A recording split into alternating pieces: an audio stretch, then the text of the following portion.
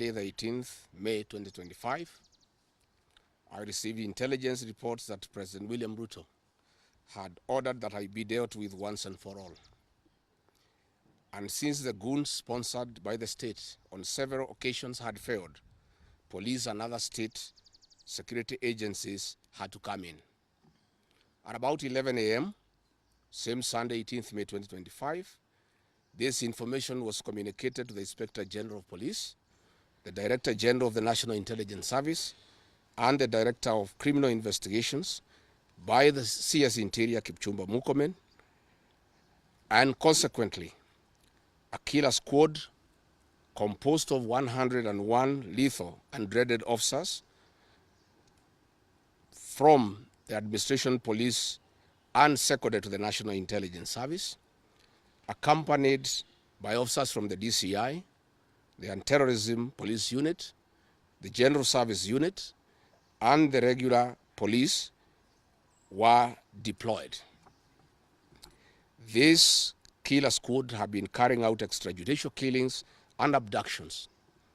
Yesterday, they were mobilized and cordoned off and blocked all exits from Gatanga constituency. This squad was armed to the teeth and hooded and with masks to conceal their identity because of the heinous acts they wanted to commit on us. This is despite that there are existing guidelines from the High Court that officers should be in uniform and not conceal their identity. At about 2:30 p.m., we received further intelligence from the deployed patriotic officers who are not in agreement with the information that they had clear instructions to plant arms and weapons in our convoy to provide evidence to arrest us and get evidence that they could charge us with in court. After about 30 minutes, the killer squad was joined by their counterparts who are highly trained in the use of biological weapons. Their instructions were to poison me through inhaled chemicals that would paralyze my brain within 3 months. This was the intent and the purpose of the whole operation.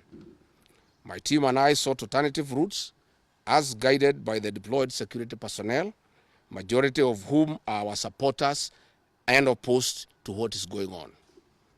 We have credible information that President Ruto has directed that my private security personnel be disarmed and be targeted for withdrawal of their licenses so that they can leave me vulnerable to allow room for goons to attack and possibly eliminate me. President William Ruto has expressed ungovernable anger that the state-sponsored goons are being overpowered by my private security personnel who are licensed gun holders. President Ruto is furious that the people of Kenya have not forgotten about the Kiambaa church massacre, where children and women were tortured in the 2007 and /8 post-election violence, and is unhappy that I keep on reminding the people of Kenya of the heinous act. I want to say that although Kenyans forgive each other, they cannot forget this, and there is nothing the president can do about it. The president was also utterly livid that I exposed his grabbing of 5-acre piece of land inside Gong Forest, where he intends to put a private hotel. About my statement on post-election violence, this was a precautionary statement and not incitement. It is based on historical facts and past electoral experiences of 1992, 1997, and 2007 controversial elections, that we must have a free and fair election in 2027. It is my civic duty as a leader to remind IEBC, all agencies and institutions charged with election management, that they must deliver free, fair, verifiable, and credible election. I have heard the CS Interior and other pretenders to the throne claim that they will not allow political violence. I urge them to walk the talk. Since November 2024, political violence of great magnitude has been meted on me, my family, and my supporters. Not a single case has been prosecuted. For instance, on 28th November 2024, at a solemn funeral service in Limuru, Kiambu County, I was attacked by organized criminal gangs and a police escort. On 28th December 2024 in Shamata, Nyandarua, an inspector of police flanked by criminal gangs threw tear gas canisters at me. On 23rd March 2025 at ACK St. Peter's Cathedral in Nyeri, my convoy was attacked at a church compound by a known criminal gang under police escort. On 29th March 2025 in Naivasha town, we were attacked by the police. On 6th April 2025 at a church service in Mwik, PCA, hooded goons attacked us inside the church. We dismiss with contempt the loose talk by CS Interior that during the DCP party unveiling, where goons dared to cause chaos were fighting for handouts from us. These were state-sponsored, but fortunately, they were overpowered by security personnel and supporters. The CS has given instructions that instead of arresting the said goons, they disarm my security personnel to give goons free access to me and my supporters in future occasions. Let it be known that our party, DCP, has organic support, and we do not pay supporters to attend our meetings the way the government is doing to people to attend their meetings. Finally, let me assure the planners of this violence that you will not stop the cause of the people of Kenya. The one-term movement and the DCP party popularity will not be stopped and will not be slowed down. The cause to liberate Kenya is not about Rigathi Gachagua. All the leaders with me. Wasting time and resources to stop me is a zero-sum game.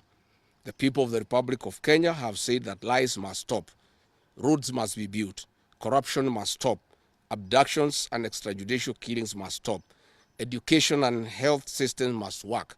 They are some of the things that are making the people of Kenya restless. We are putting our supporters on high alert that they have the right to express their frustrations if injustice is meted on us. My supporters and I will not be cowed or intimidated by the use of the criminal justice system to manage politics. The drama of waylaying us on roads should be stopped. If the government knows that I have committed a crime known under the laws of Kenya and identified in the penal code, they know all my homes. And I'm here. They know my Wamanyoro home. They don't need to waylay me on the road. Let them just come here, and if you have committed a crime, they can come and arrest me and take whatever action that they want to take. That is the end of the statement. Iko swali? Yes. Yes.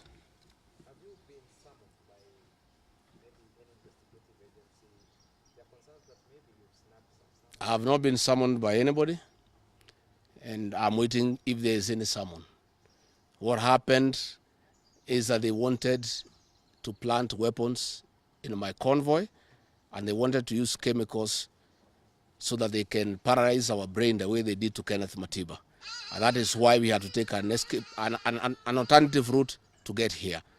I would have wished they came here instead of wailing us on the road and using those dreaded criminals who are responsible for abductions and extrajudicial killings. And that squad works under the Director General of the National Intelligence Service.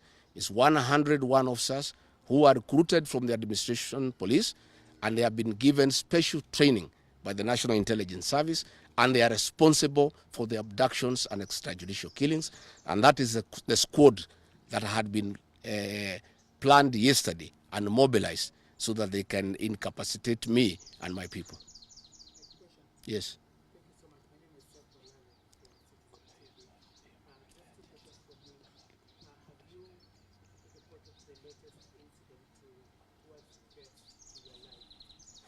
Report to who? These are the same people who want to kill me. How do you report to the people who are planning to poison your mind so that the brain can be paralyzed and then you become a vegetable? I cannot report. And I wrote to the Inspector General of Police and the Director of Criminal Investigations. Instead of answering the issues I had raised, told me to report to the next police station.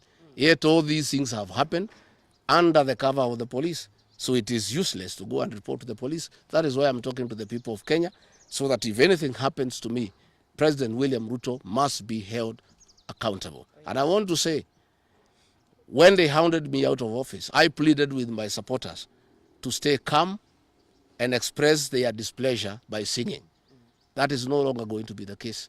And my supporters have blamed me for not allowing them to stand up to intimidation and the wrong things that are being done against their leaders. Therefore, our supporters are on high alert, and they will be part of the leadership and ourselves who will be resisting impunity and intimidation by William Ruto and the government. Oh, yes.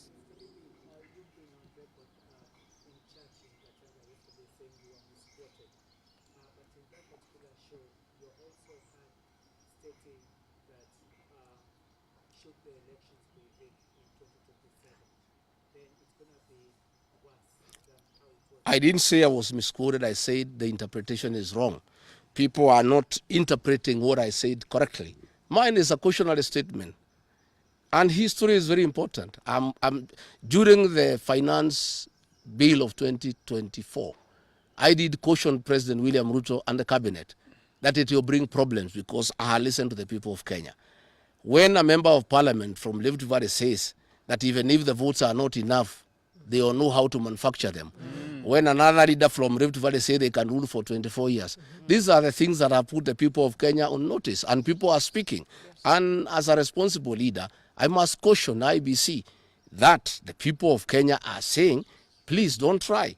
And we are saying we must draw parallels from history. And all I was saying is that that has happened before in 2007, and it is possible it can happen now.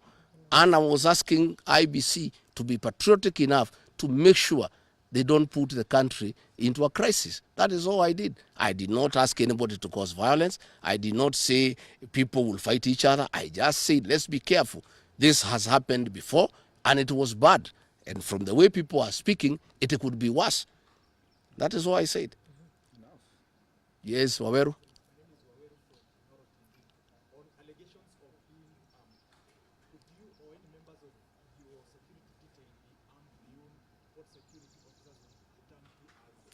No, I am a licensed firearm holder. I've been licensed as a firearm holder from 1995. Officers who helped me are licensed firearm holders within the provisions of the law. We don't carry any illegal weapons. In this country, civilians are allowed to have firearms. And since the government withdrew security around me, and there has been so many attacks against me, it was my responsibility to put up a team of civilian firearm holders to escort me around. And there's nothing that is illegal, and there's nothing that is wrong. Tumesikizana? Asanteni sana.